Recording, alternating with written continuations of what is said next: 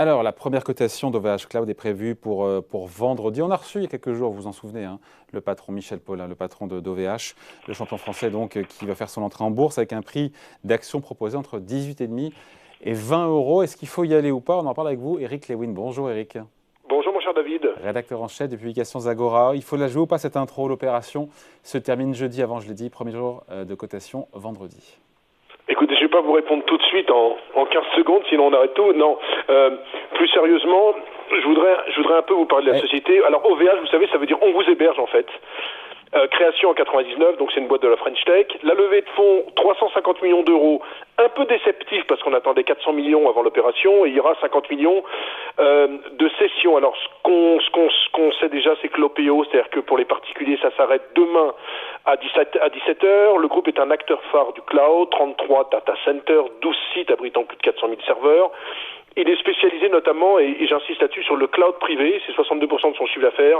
Le cloud privé, pour bien comprendre, ça permet de stocker vos propres données sur votre propre serveur, alors que le cloud public, c'est 13% du chiffre d'affaires, c'est contrôlé par les prestataires extérieurs, c'est-à-dire que l'infrastructure informatique n'appartient pas à l'utilisateur final. Pourquoi je vous dis ça?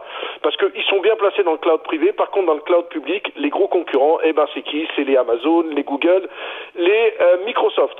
Alors que peut-on dire de la société? C'est que c'est bien sûr excessivement rentable. Vous le savez, par exemple, Amazon, je fais un comparatif avec Amazon. En fait, Amazon gagne très peu d'argent dans le e-commerce. Où est-ce qu'il gagne beaucoup d'argent? C'est dans le cloud. C'est la même chose pour OVH. La marge d'EBITDA est entre 38% et 40%. Et du côté du chiffre d'affaires, OVH, c'est un chiffre d'affaires de 632 millions d'euros. Ça fait plus 8,9% l'an dernier. Cette année, ça sera un petit peu plus compliqué, plus 4,5%. Et après, pour moi, la direction nous promet, il me l'a dit, Michel Paulin, le patron d'OVH, il m'a dit on fera du 25% de croissance par an. Eric, 25% de croissance des ventes par an, marge opérationnelle à 38%, vous devriez vous gaver et courir. Écoutez, oui, mais alors 25%. D'abord, moi, si vous voulez, ce qui m'étonne toujours dans ces introductions en bourse, c'est la boîte qui fait plus 8, plus 4 et qui dit, mais attendez, David, vous n'avez rien compris, dans les 3 prochaines années, on fera plus 25. Ok, très bien. Moi, ce genre d'accélération, ça me fait un petit peu peur. Attendons de voir s'ils vont y aller. En plus, ce qu'il faut quand même savoir, c'est que c'est un marché, certes, de 100 à 120 milliards d'euros, mais qui est ultra concurrentiel. Il faut savoir qu'on se gargarise avec OVH. C'est simplement 2% du marché en Europe. Quels sont les autres acteurs? 69%, c'est Amazon, Microsoft et Google. Ensuite, c'est vrai qu'ils vont lever les 350 millions d'euros, c'est pas mal. Vous savez combien ils dépensent par trimestre, les Amazon, Microsoft, Google? 20 milliards à 3 dans ce secteur. Donc c'est vrai qu'il faut des investissements colossaux. Et pour moi, alors je remets pas en cause la société, mais c'est vrai qu'il faut beaucoup investir. Ensuite, la petite problématique qui peut en être une, c'est que c'est quand même un groupe qui a plus de 600 millions d'euros de dette. Alors vous allez me dire, oui, mais attendez, comme il y a du free cash flow qui sort tous les ans, la dette n'est pas un problème. Quand même, ça veut dire qu'il y a quand même peut-être un petit problème. Bref, moi j'ai envie de vous dire... Je ne sens pas super emballé, Eric. Moi, je le connais, mon Lewin, il n'est pas super emballé sur ce coup-là. Je vais vous dire, franchement, David, moi j'ai suivi depuis le début de l'année les 30 IPO. Franchement, il y a eu beaucoup de casse. Je vais vous donner, trois IPO qui viennent de se dérouler. Non, pardon? C'est un champion français ou européen du cloud. Il y a des marges à 40%, des promesses de croissance. Non, vous n'avez pas envie d'y aller, vous? Non, mais c'est pas ça. Mais attendez, alors là, vous dites ça, et alors je vous dis, mais alors là, mon cher David, quelle est la valo? Ça vaut 5 fois le chiffre d'affaires et valeur d'entreprise rapportée à l'EBITDA, ça vaut 16 fois. Alors vous avez fait de la finance parce que vous avez fait une grande école, vous êtes un garçon de grande qualité, vous reconnaîtrez que c'est un grand groupe européen, c'est un champion de la French Tech, mais franchement, moi je vais vous dire, je préférais attendre les premières cotations avant d'y aller. C'est pas grave. Pour vous, la si on perd 7 à 8% de hausse, c'est pas grave.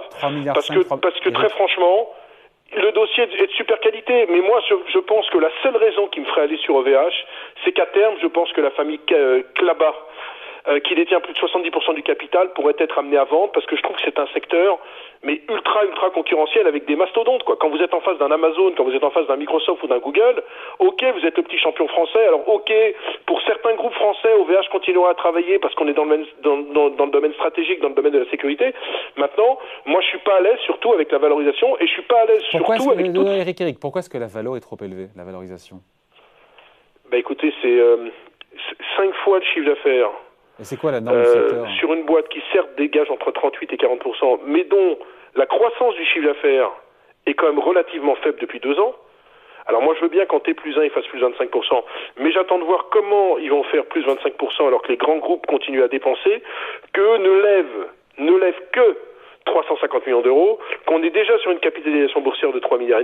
Donc si vous voulez, ok, le dossier de qualité, moi je mets pas en cause ce qu'a créé la boîte depuis sa création en 99. Ce que je dis, il y a un problème de valorisation. Et si vous me laissez 2 minutes, les dernières sociétés en bourse qui sont cotées, les 3 dernières, Afiren, IPO à 8,2 €, on est dans la green tech, ils ont levé 66 millions, ça vaut 7,80, donc en baisse. Exclusive Networks, qui est dans la cybersécurité, eux ils ont levé 260 millions, mais là, ils ont levé 106 millions, pardon, là, c'est flat.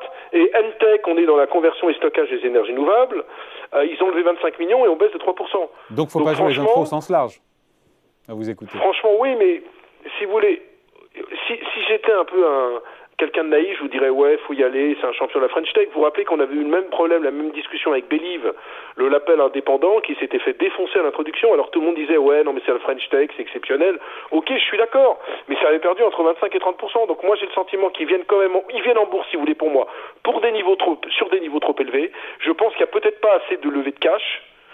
Et je me demande pourquoi, alors qu'on attendait 400, ils ont limité leur demande à 350 millions, alors que c'est un truc hyper d'investissement. Et puis troisièmement, les ratios de valo, je suis pas à l'aise. Donc moi, je veux pas sabrer la boîte parce que c'est très facile. J'aime pas du tout les soi-disant experts qui sabrent les boîtes. Je dis simplement que moi, compte tenu en plus des conditions de marché qui sont un peu compliquées, hein, on voit quand même qu'en ce moment on s'angoisse jour après jour sur pénurie de semi-conducteurs, hausse des prix de l'énergie, tapering de la Fed, etc., etc. Je me dis qu'il faut être prudent et moi, je préfère attendre les premiers jours de collation avant de rentrer sur ce dossier. Eric Ça ne m'étonnerait pas d'ailleurs qu'il attentiste sorte en bas de OVH fourchette sur ce genre de dossier. Et donc, prudence, quoi. C'est tout. C'est pas un message négatif sur la boîte.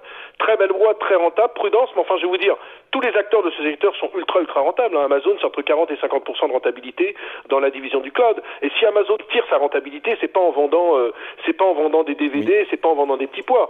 C'est exclusivement dans le domaine du cloud où c'est vraiment leur vache à lait, quoi. Donc, c'est certes une vache à lait. Maintenant, c'est une vache à lait qui se paye, à mon avis, un peu trop cher. Voilà, le message est clair. Merci beaucoup. Point de vue, analyse, signé Eric Lewin, rédacteur en chef des publications Zagora. Merci Eric. Salut David. Salut.